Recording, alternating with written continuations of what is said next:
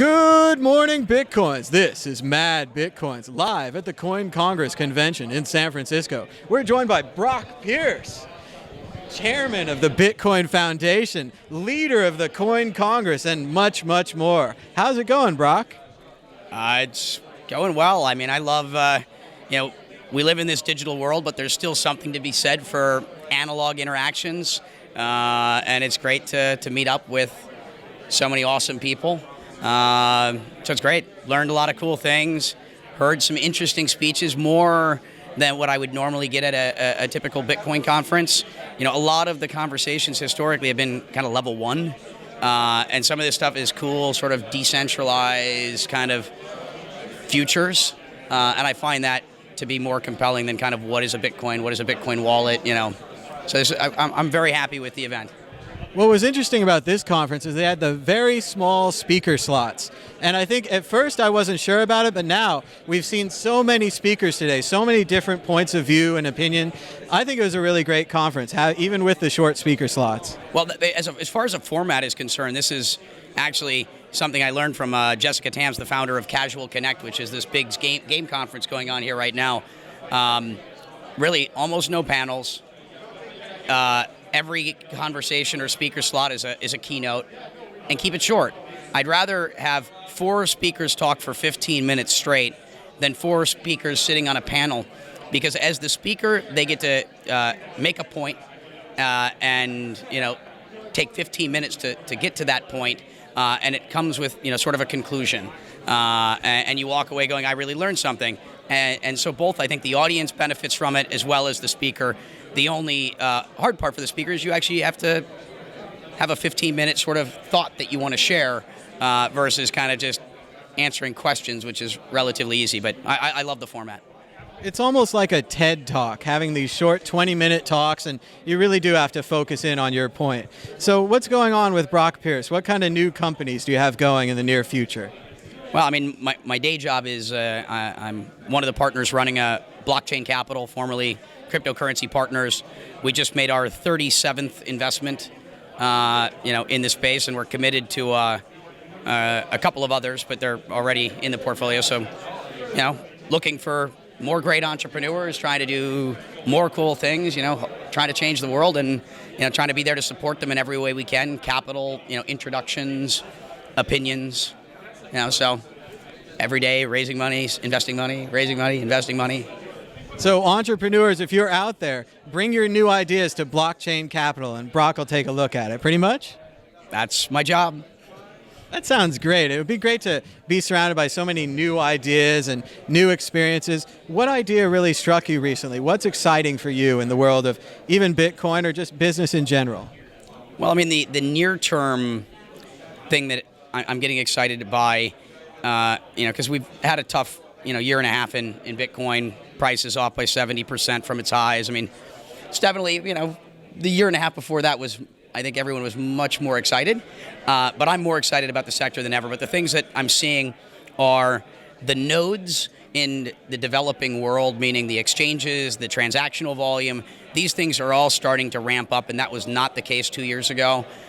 It was really sort of starting a year ago.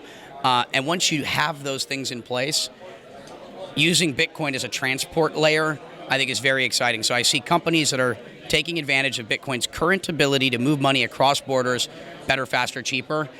Some of these companies are doing it without their users even knowing that they're using Bitcoin or sort of blockchain rails to transport, but they're getting money there faster and cheaper than all of the other means available. So that's, I think, where most of the industry's growth in the next 12 to 24 months is going to come from. And then you also have a lot of it where they do know what they're doing. I mean, I'm in love with BitPesa and kind of the things that are going on in Kenya. I think of Nairobi or Kenya as kind of ground zero for Bitcoin.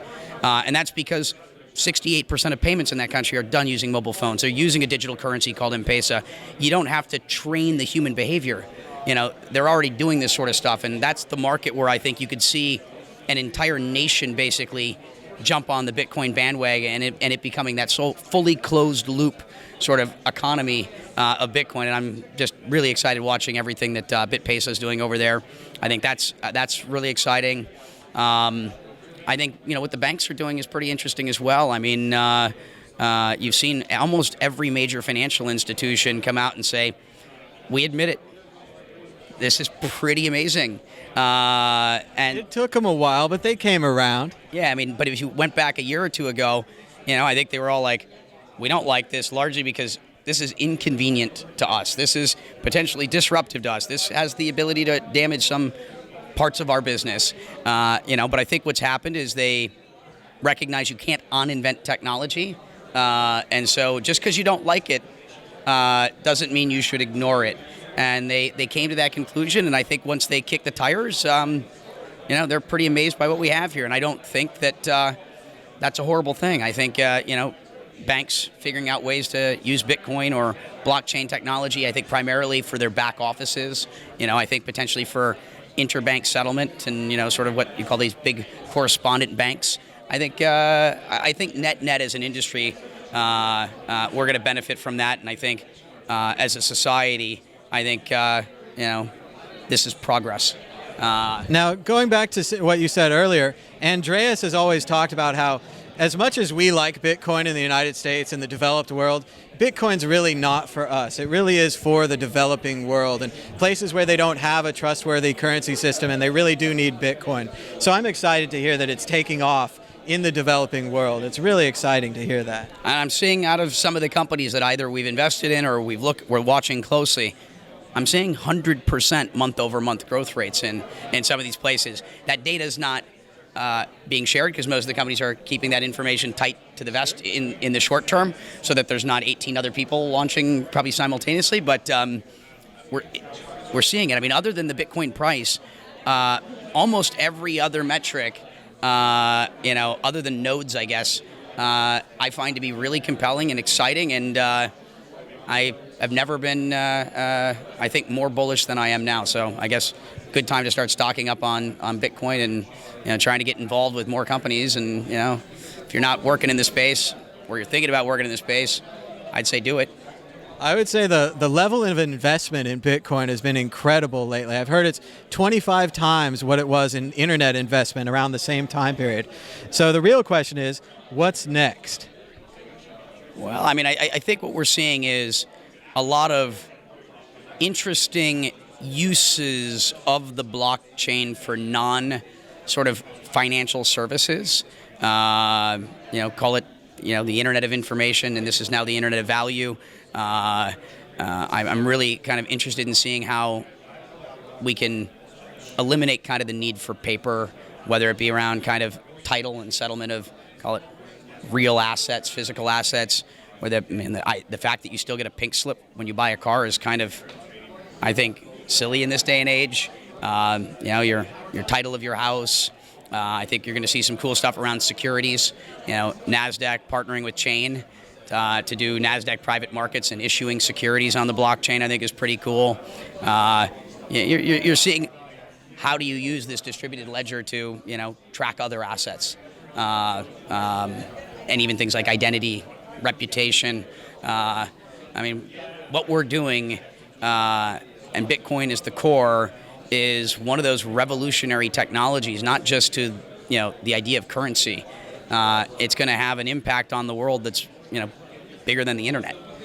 There's no human, there's no business that is not going to be materially impacted in some very large way as a result of this technology, and many of the things to come are beyond even my ability to comprehend. Sounds fantastic. And where can people learn more about what you're up to? Well, I guess if you follow me on Twitter at Brock Pierce, if you're curious the companies that we're investing in, that's all disclosed on our website. If you go to blockchain.capital. And I try to make it out to as many of these events as possible. I try to be super accessible. Anyone that kind of does this generally knows you can walk up and ask me any question you want, or pitch me any business you're thinking about. I try to be, an available, helpful person in the community. Very cool. Thank you so much, Brock, for being on my show. Thank you for having me.